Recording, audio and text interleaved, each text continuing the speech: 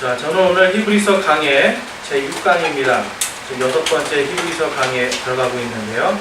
우리의 대제사장 예수 그리스도라는 제목으로 오늘 히브리서 5장 1절에서 10절까지 말씀을 드리겠습니다. 자, 오늘 여기에서 지금 대제사장이라는 명칭이 나옵니다. 그러니까 제사장 중에서도 제일 높은 사람이 대제사장입니다. 자, 그럼 여러분들 지금까지 사시면서 가장 높은 자리에 올라가 보신 적이 있으신가요? 한번 내가 정말 살면서 어떤 때 가장 높은 자리에 올라갔을까? 근데 우리는 항상 이 자리를 생각합니다. 사람들은 뭔가 성공하고 뭔가 올라가는 그런 자리를 생각해요. 그런데 하나님께서는 자리를 보실까요? 아니면 그 사람의 자체를 보실까요? 하나님은 그 사람 자체를 보시는 거예요. 그런데 그 사람 자체에 뭐를 보냐면 이 사람의 신분이 무엇인가를 보시는 거예요. 그러니까 신분이라는 건 무엇이냐면 예수 그리스도를 통해서 이 사람이 구원받은 신분인지 아니면 이 사람이 구원받지 못한 신분인지 그거를 지금 보고 있는 겁니다. 그래서 하나님께서는 지금 오늘 이 대제사장의 이 예를 통해서 예수 그리스도께서 오늘 우리에게 가장 큰 대제사장이시다. 그런데 이 말씀을 통해서 이게 얼마나 우리에게 큰 은혜인지를 우리가 살펴볼 수가 있습니다. 제가 예전에 정말 상류층 사람들이 모이는 그러한 그 파티에 간 적이 있어요. 이런 파티에 갔는데 당시에 이제 저도 명함을 갖고 갔거든요. 근데 제 명함에는 제가 이렇게 내밀기가 너무 보잘것없는 거예요. 전부 다 사장들, 막 유명한 사람들이고 굉장히 높은 사람들인데 저는 그냥 한낱 어떤 회사의 직원인 거예요. 근데 이제 초청을 받아서 갔는데 가서 이제 사람들이 서로 명함을 나눠주고 서로 이렇게 이야기를 합니다. 근데 제 명함을 주기가 너무 창피한 거예요. 왜냐하면 전부 다 높은 사람들이니까, 유명한 사람들이니까. 그러니까 이렇게 주니까 사람들이 처음에는 이제 그 파티는 아무나 올 수 있는 데가 아니거든요. 그러니까 저도 뭔가 된 줄 알고 사람들이 와서 이렇게 명함을 받는데 제 명함을 딱 보자마자 물어보는 게 어떻게 오셨어요? 이거예요. 그러니까 어떻게 당신 같은 사람이 이런 자리에 올 수 있냐라고 하는 거예요. 너무 창피한 거예요. 너무 창피한데도 일단은 초청해 주신 분의 그게 있으니까 그냥 네 그냥 초청받아서 왔습니다 그러고 있었어요. 그렇게 하고 있는데 이제 정말 이 마음속으로는 불쾌하더라고요. 사람이 겨우 내가 어떤 지위에 있고 어떤 그런 위치에 있는 것 때문에 사람을 막 친절하게 이렇게 대하다가 갑자기 명함 하나 때문에 어떻게 오셨어요? 그러니까 사람을 깔보는 거죠. 그러니까 기분이 되게 나빴어요.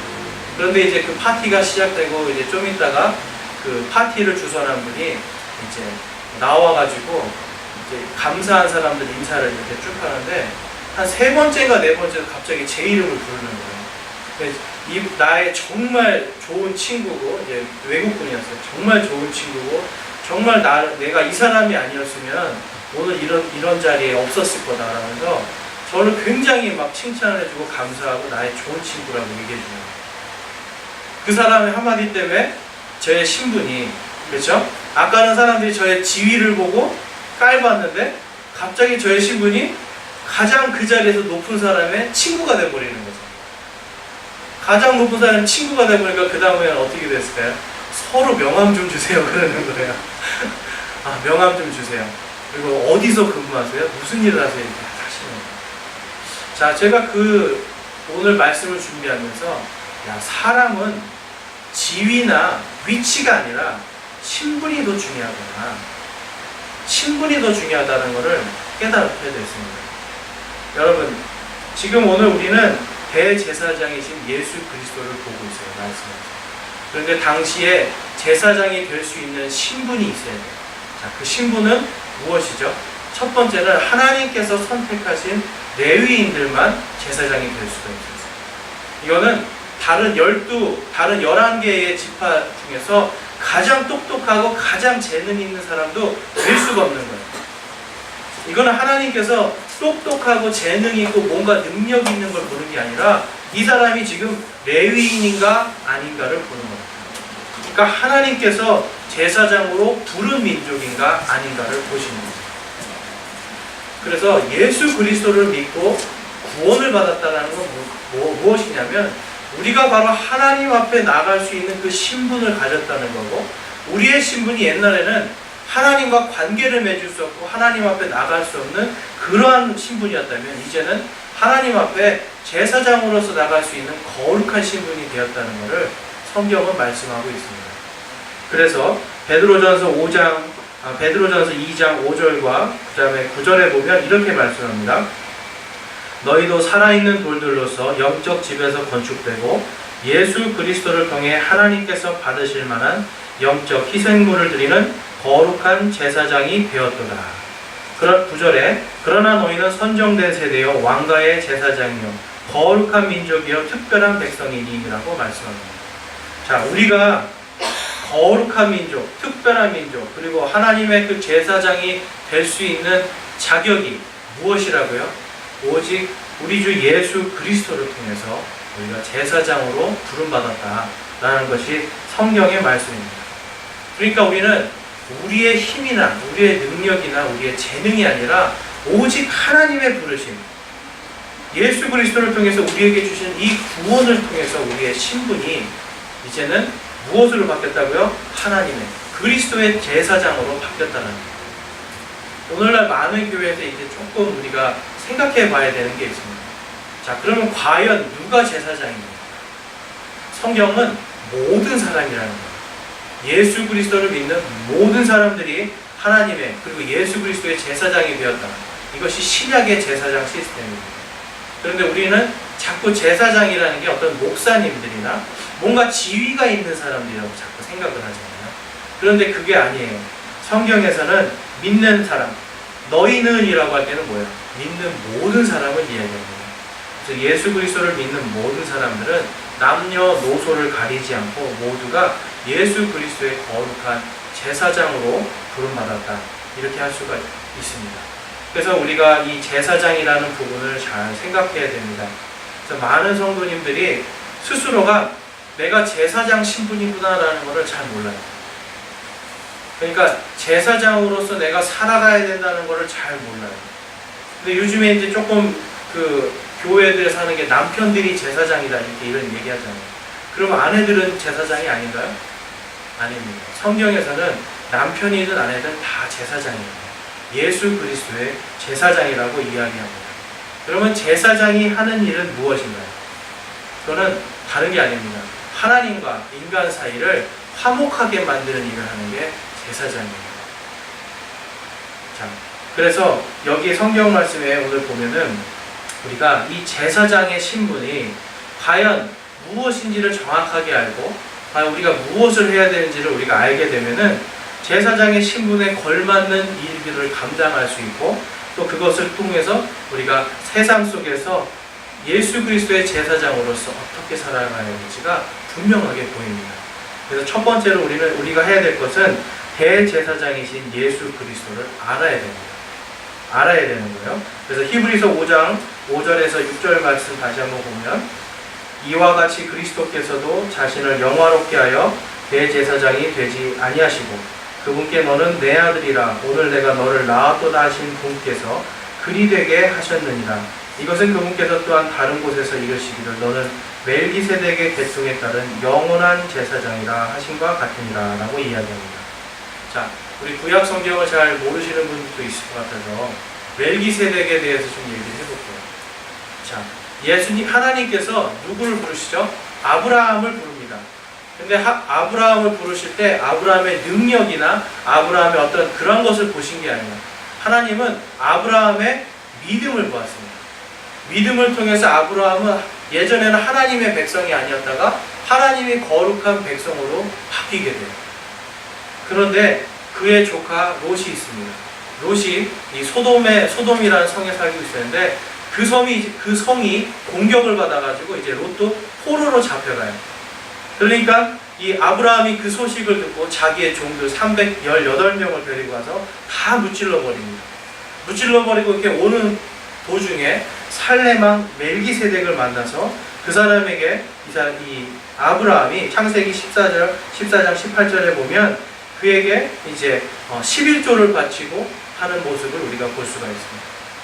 아브라함이 지금 하나님께서 자신에게 주신 이 모든 축복과 그리고 이 승리를 기뻐하면서 이 멜기세덱이라는 사람에게 이 11조를 바치는데, 성경에서는 그가 지극히 높으신 하나님의 제사장이었더라라고 이야기합니다. 자, 그런데 이때가 언제냐면 레위라고 하는 사람, 아까 제가 말씀드렸죠.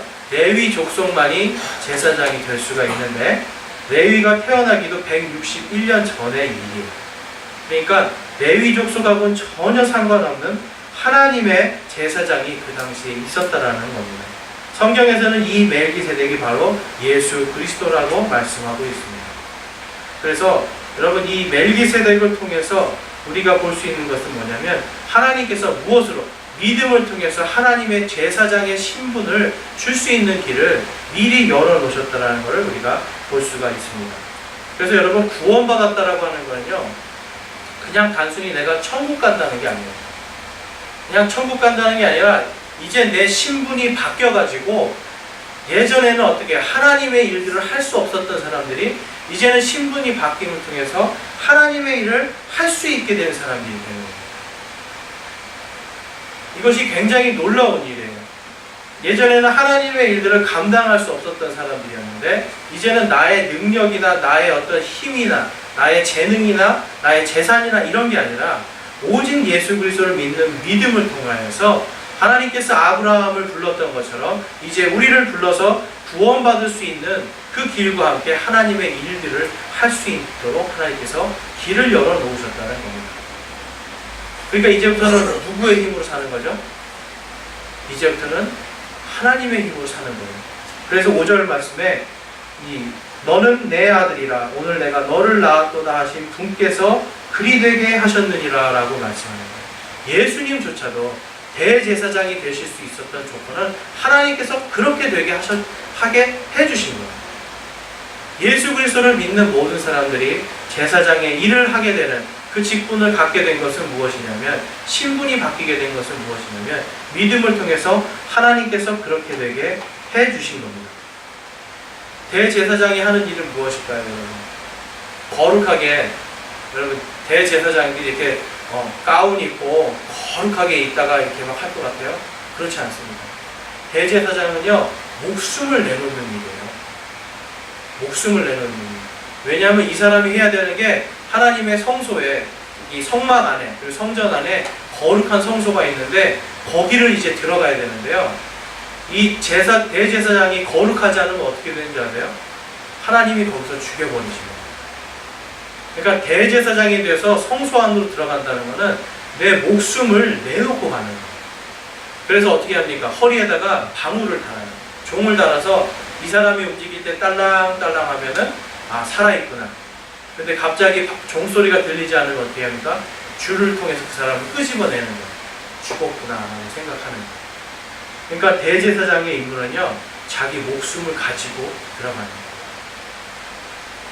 그래서 대제사장이 어떻게 하냐면, 성막 안에 들어가기 전에 일주일 동안 무엇을 하냐면 2번 동안 소를 잡아요. 소를 잡아서 이것을 태워서 재를 만들어서 자기에게 뿌리면서 계속 자기를 최대한 거룩하게 만들어 갑니다. 그 다음에서야 겨우 들어갈 수 있는 거예요. 그때가 언제냐면 대속죄일입니다.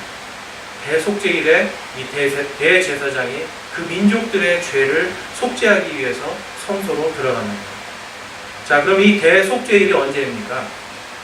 자, 여러분, 음력 8월 15일이 무슨 날이죠? 음력 8월 15일. 네? 추석이죠. 양력 8월 15일은 광복절이고 음력 8월 15일은 추석이죠. 그런데 이 유대인들의 절기가요, 우리나라의 절기랑 굉장히 비슷한 게 있어요. 뭐냐면 초막절이 언제냐면 바로 이 추석이에요.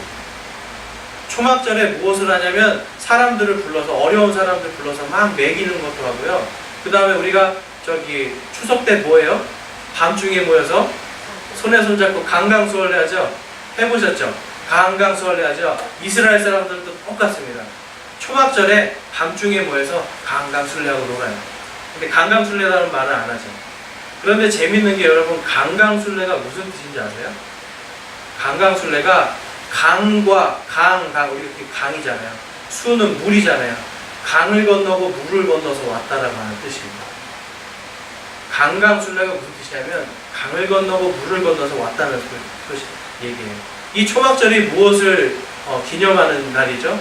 바로 하나님께서 이들을 이집트에서 구원하셔서 홍해바다를 건너서 광야에서 사는 40년의 생활 동안 하나님께서 먹여주시고 입혀주시고 지켜주신 것에 감사하면서 일주일 동안 초막을 짓고 그 안에 들어가서 사는 그 절기가 초막절이에요. 강강술래죠. 강을 건너고 그렇죠. 물을 건너서 온 것을 기념하는 참 재미있습니다. 그런데 이 추석이 오기 5일 전에가 바로 대속죄일이에요. 그러니까 추석이 오기 바로 5일 전에가 바로 대속죄일이고요. 그 다음에 음력 8월 1일에 해당하는 유대인들은 그때가 7월입니다. 7월 1일이 언제냐면 그때가 나팔절이에요. 나팔절이 언제냐면 이 유대인들이 바로 메시아가 올 것이다 라고 예언하고 메시아가 올 것을 기대하는 날이 바로 나팔절입니다. 그래서 유대인들은 구약에서부터 지금까지 언제 메시아가 옵니까? 그러면 언제 오는지를 모르지만 나팔절에 옵니다. 이렇게 이해해요. 나팔절은 예수 그리스도를 상징하는 날이에요. 자, 그래서 이 초막절이 있기 전에 바로 5일 전에가 바로 무슨 날이라고요? 대속죄일이에요. 대속죄일에 이 대제사장이 속죄의 헌물을 들고 들어갑니다. 소의 피와 양의 피, 순양과 숫소의 피를 가지고 그곳에 들어가서 하나님께서 정해주신 대로 그 피들을 뿌리는 것으로 민족들의 속죄를 위해서 그가 들어가는 겁니다. 여러분, 예수님께서 대제사장과 똑같습니다. 예수님께서는 무엇을 들고 가셨죠? 소와 그 다음에 양의 피가 아니라요, 자신의 피를 가지고 가세요. 그리고 스스로 어떻게 해요? 죽음을 통해서 우리 모두를 구속하기 위해서 대제사장이 되셔서 십자가에 달려 돌아가신 겁니다. 예수님께서는요, 하나님의 그 뜻을 쫓아서 어떻게 해요? 본인이 죽으실 줄 알았던 거예요. 여러분, 내가 죽을 줄 알면서 누군가를 살리기 위해서 들어가는 것, 그것처럼 의로운 일이 있습니까? 그런데 예수님께서는요, 누구를 위해서? 모든 사람들, 아직 예수 그리스도를 사랑하지도 않고 하나님을 알지도 못하고 사랑하는 모든 사람들을 위해서 자신의 목숨을 다 바쳐서 대제사장이 되어서 십자가를 지고 하나님께로 들어간 것입니다. 스스로가 속죄의 헌물이 되었다는 거죠. 그래서 여러분, 하나님께서는요, 이 예수님께서 정말 참 인간의 모습으로 오게 해주신 것이 무엇입니까? 바로 멜기세덱의 그 계통을 따라서 하나님께서 직접 이제는 소와 양을 죽일 필요가 없이 바로 하나님의 그 거룩한 피를 통해서 단번에 모든 것이 속죄되고 누구든지 예수 그리스도를 믿는 그 예수 그리스도께서 이미 자신의 피로 죄의 모든 값을 치른 것을 믿는 모든 사람들에게 구원을 주시겠다라고 말씀하시는 겁니다. 영원한 생명을 주시겠다고 약속하시는 겁니다. 그런데 영원한 생명뿐만 아니라 이제는 하나님께서 그 신분을 가진 우리들이 이제는 하나님의 일도 할 수 있도록 길을 열어주신 겁니다. 그래서 여러분, 교회에서는요, 자신의 능력이나 자신의 어떤 나의 가진 것으로 신앙생활 하는 게 아닙니다. 하나님께서 나를 위해서 십자가에 달려 죽으시면서 나를 위해서 주신 그 은혜, 구원의 은혜를 가지고 살아가는 거예요. 그 은혜가 있을 때 어떻게 됩니까? 내 안에는 나의 힘이 아니라 하나님의 힘으로 역사하는 그런 능력들이 나타나게 됩니다. 그렇기 때문에 우리가 그 능력을 이제 무엇을 위해 써야 돼요? 예수 그리스도를 믿는 사람들은 이제는 내가 하나님과 세상 속에 예수 그리스도를 믿지 않는 사람들 사이에서 그 사이 관계를 화해시키고 중재시키는 제사장의 역할을 해야 된다는 겁니다. 그래서 민수기 18장 7절에서는 이렇게 말씀합니다. 그러므로 너와 함께하는 내 아들들은 제단과 휘장 안에 모든 것에 대하여 제사장 직무를 지키라. 이거는 지금 레위인들에게 이야기하는 겁니다. 내가 너희의 제사장 직무를 너희에게 섬김의 선물로 주었은즉 이라고 말씀합니다. 그러니까 하나님께서도 지금 저와 여러분들에게 너희는 지금 무엇이요? 왕가의 제사장이다 라고 부르시는 건 뭐냐면 하나님께서 선물을 주시는 거예요. 신분을 바꿔주신 것뿐만 아니라 특별한 선물을 주셨다라고 지금 민수기에서는 말씀하고 있습니다. 그래서 오늘 본문 4절 말씀에서 이렇게 말씀하고 있습니다. 이 존귀는 아무도 스스로 취하지 못하며 오직 아론과 같이 하나님의 부르심을 받은 자라야 취할 수 있느니라 라고 이야기합니다.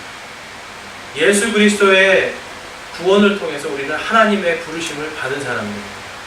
하나님의 부르심을 받았기 때문에 이제 우리의 신분은 세상에 있는 것이 아니라 이제 하나님께 속해져 있고 하나님의 제사장으로서의 직무를 잘 감당해야 됩니다. 그러기 위해서 어떻게 되죠? 점도 없이 흠도 없이 주님 앞에 나가기 위해서 노력해요.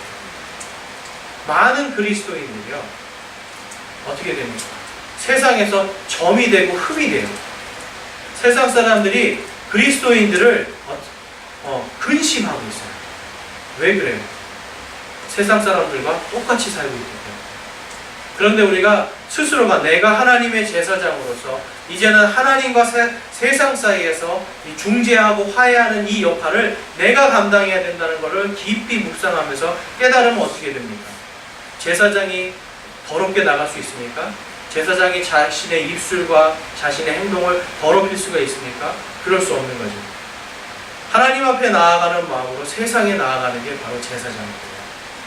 하나님의 말씀을 가감없이 전하고 그들에게 죄의 화해의 모든 구원의 선포를 하는 것이 제사장의 직분입니다. 그래서 우리가 오늘 이 제사장의 직분을 통해서 하나님 앞에 과연 내가 어떻게 살아야 됩니까? 그것을 깊이 깨달으시기 바랍니다. 그리고 두 번째로는 우리는 대제사장이신 예수 그리스도를 아는 것뿐만 아니라 따라서 살아야 돼요. 자, 아는 것과 따라가는 것은 다른 거죠, 여러분. 아는 것은 분명히 아는 겁니다. 그렇지만 실천하는 것이 따라가는 겁니다. 오늘 본문 말씀의 7절과 8절 말씀에 보면 우리 7절에서 9절 말씀 한번 보겠습니다. 히브리서 5장 7절에서 9절 말씀. 그분께서 친히 육체로 거하는 동안에 자기를 사망으로부터 능히 구원하실 분에게 강렬한 부르짖음과 눈물로 기도와 간구를 드리셨고 또 친히 두려워하셨으므로 하나님께서 들으셨느니라. 그분께서 아들이실지라도 친히 고난받으신 일들로 말미암아 순종하기를 배우사 완전하게 되셨으므로 자기에게 순종하는 모든 사람들에게 영원한 구원의 창시자가 되시고. 아멘. 여러분, 우리는 지금 여기에서 볼 수 있는 게 무엇이죠? 예수님께서 우리를 위해서 무엇을 하셨는지를 볼 수가 있어요. 지금 예수님은요, 저와 여러분들을 직접 보지는 않으셨지만 이미 우리의 죄를 담당하시고 우리의 모든 죄를 씻기 위해서 7절 말씀에 보면 우리의 구원을 위해서 강렬하게 부르짖으시고 눈물로 기도하고 간구를 드렸다고 말씀하고 있습니다. 또한 친히 본인이 사람의 몸이잖아요. 죽을 걸 알기 때문에 어때요? 두려움을 가지고 진실된 마음으로 기도하시고 간구하신 것을 볼 수가 있습니다. 여러분, 예수님은 우리가 동일한 육체를 가지고 계셨어요. 그런 분들께서 지금 저와 여러분을 위해서 강렬한 부르짖음과 눈물로 기도와 간구를 드렸다고 성경은 말씀하고 있습니다. 과연 우리는 누구를 위해서 눈물과 이렇게 강렬한 기도로서 하나님께 말씀을 드려본 적이 있나요? 그런 경험들이 있으신 분들도 계실 거예요. 언제 그래요? 뜨겁게 사랑하는 마음이 있을 때. 그 한 영혼을 뜨겁게 사랑하는 마음이 있을 때 하나님께서는 그를 위해서 강렬하게 부르짖게 하시고 눈물로 기도하고 간구하게 하십니다. 여러분, 누가복음 22장 42절 그리고 44절에 보면 뭐라고 하시죠? 예수님께서 하나님께 기도하시는 거예요. 아버지여, 만일 아버지의 뜻이거든 이 잔을 내게서 옮기시옵소서. 그러나 내 뜻이 아니었고 오직 아버지의 뜻이 이루어지기를 원하나이다 하시니라고 이야기합니다. 그러면서 44절에 그분께서 고뇌에 차서 더욱 간절히 기도하시니 그분의 땀이 큰 핏방울같이 되어 땅에 떨어지더라 라고 말씀합니다. 여러분, 얼마나 간절하게 저와 여러분의 구원을 위해서 지금 예수님께서 기도를 하시냐면 땀방울이, 핏방울이 될 정도로 기도를 하셨다는 거예요. 어떤 박사가 연구해 보니까 사람이 정말로 극도의 스트레스를 받으면 땀방울이 핏방울이 돼서 떨어질 수 있다는 거예요. 우리가 스트레스 많이 받으면 왜 그런 거 여러분 있지 않아요? 눈 아래 핏줄이 터져서 눈이 빨갛게 되잖아요. 근데 그것이 피부에서도 일어난다는 거예요. 예수님께서는요, 이미 십자가를 지기 전에 저와 여러분들의 죄를 구속해 주시고 대신 속죄물로 가기 위해서, 구원을 위해서, 우리의 구원을 위해서 땀방울이 핏방울이 될 때까지 간절하게 기도하십니다. 우리는 예수님을 따라가야 됩니다. 예수님을 따라가는 사람들은요, 바로 예수님의 이 사랑하는 마음을 가져야 됩니다. 우리는 사람을 볼 때 겉모습을 보고 판단할 때가 있습니다. 그렇지만 우리가 봐야 될 것은 겉모습이 아니라 그 사람의 행동이 아니라 바로 그 한 사람을 예수 그리스도께서 땀방울이 핏방울이 될 때까지 얼마나 사랑하신 존재라는 것을 우리가 깨달아야 됩니다.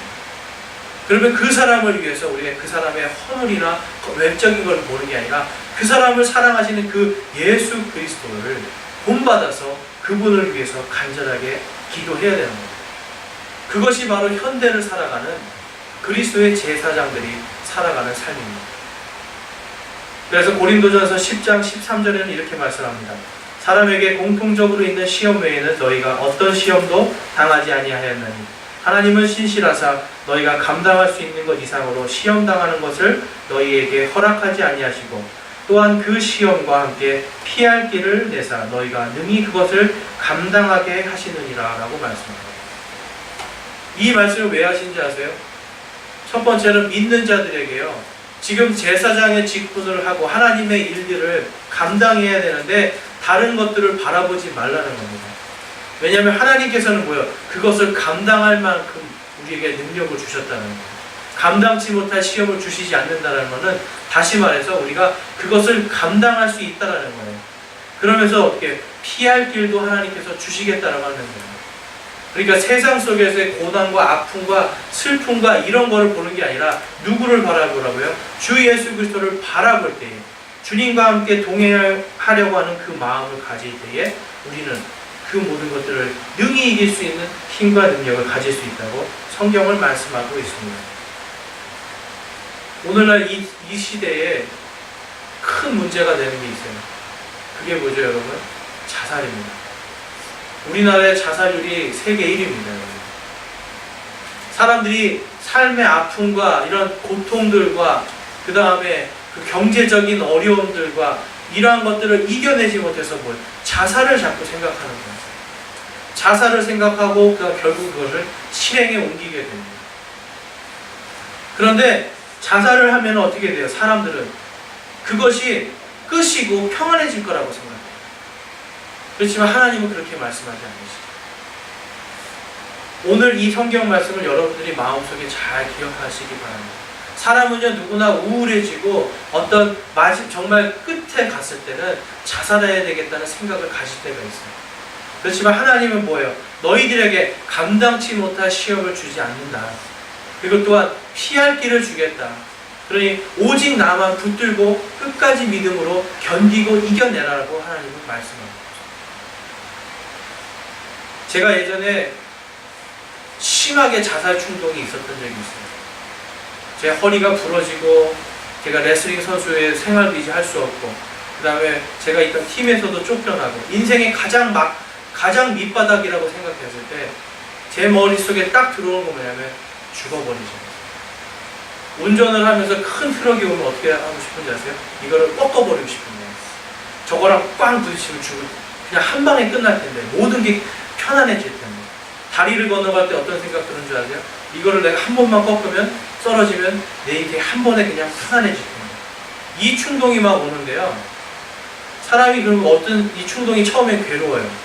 괴로운데 나중에는 어떤 생각이 드냐? 어떻게 하면 편안하게 죽을 수 있지? 이런 생각입니다. 그런데 그런 충동 속에서 결국은 제가 예수 그리스도를 다시 만나고 그분을 통해서 그분이 저를 사랑하시고 저와 함께 계시다는 걸 제가 딱 느꼈을 때 자살 충동은 탁 사라져 버렸어요. 왜 그랬을까요? 이제는 내가 사는 삶이 아니라 나를 위해 십자가에 달려 돌아가시고 나를 이렇게 사랑하신 그 이 예수 그리스도의 능력으로, 이분의 힘으로 내가 살아갈 수 있다는 믿음이 생겨버립니다. 하나님의 말씀에 대한 믿음이 생겨버립니다. 세상의 끝날까지 너와 함께 하겠다는 그 예수님의 약속이 믿어져 버립니다. 여러분, 예수님께서는요, 여러분들과 함께 하십니다.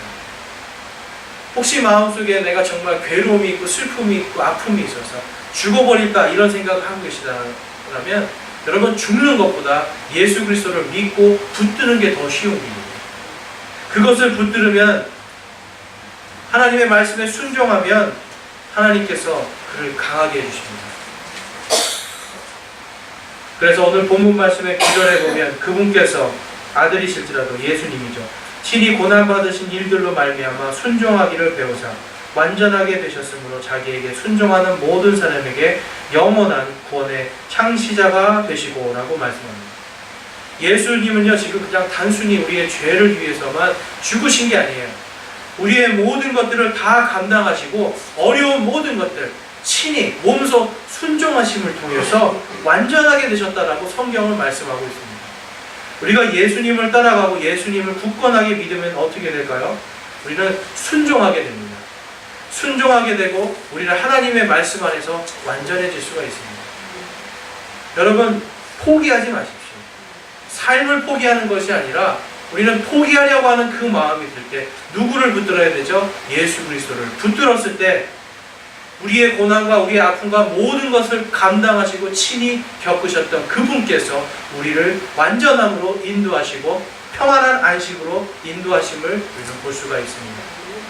그렇기 때문에 우리는요, 하나님의 말씀에 순종하고요, 하나님께서 우리에게 주신 이 약속들을 철저하게 이것이 하나님의 말씀입니다, 아멘으로 받아들이고 그것을 묵상하면서 살아가야 됩니다. 그럴 때 하나님의 제사장으로서, 하나님의 제사장으로, 하나님의 백성으로 바뀌어진 우리의 신분을 가지고 세상 속에 나아가서 진정으로 우리가 하나님의 제사장의 역할을 다할 수 있고요, 사람들을 살릴 수가 있습니다. 마음속에, 나는 내 마음속이 지금 막 지옥 같은데 누구에게 가서 천국을 이야기하고 누구에게 가서 구원을 이야기하겠어요? 그런데 하나님의 말씀은 뭐라고 말씀하시죠? 내가 그것을 해주겠다 말씀하십니다. 믿고 의지할 때 우리의 마음은 벌써 천국을 누리는 삶을 살 수 있는 겁니다. 제가 아까 말씀드린 것처럼 제가 초대받은 그 자리에서요, 이제 사람들이 막 명함을 줬다고 얘기했잖아요. 사람들이 저의 어떤 그 친구라는 신분 때문에 180도 바뀌어서 저를 대해줬잖아요. 여러분, 제가 그때요, 무엇을 느꼈냐면, 내가 마음이 너무 위축되어 있었구나. 사실 제가 거기 갈 때 그런 대접받으려고 간 거 아니었거든요. 대접받으려고 간 게 아닌데 대접 못 받으니까 마음이 확 위축되어 있었어요. 그런데 하나님 안에서 제가 다시금 저의 신분에 대한 걸 깨닫고요, 무슨 생각이 들어요? 그래도 내가 하나님 자녀인데 여기 지금 예수님 안 믿는 사람들이 사장이고 회장이고 뭐 변호사고 검사고 무슨 상관이 있어요? 이런 생각이 드는 거예요. 내가 그래도 예수님 믿는 사람인데. 그래서 거기서 다시금 제가 이제 자신감이 회복돼서 막 이 사람들하고 이야기를 하는데요, 자신감 있게 이야기하니까 어떻게 돼요? 처음에는 저를 이렇게 조금 멀리 하던 사람들이 나중에는 삥 둘러가지고 저랑 이야기하고 있는 거예요.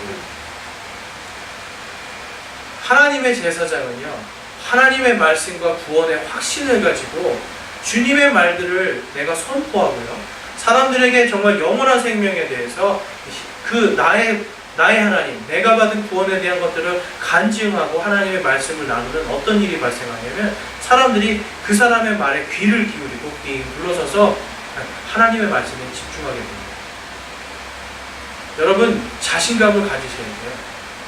여러분 안에 하나님의 말씀이 있고요, 정말 단 한마디, 누구든지 주님을 믿고 그분을 따르는 사람은 구원을 받습니다라는 확신.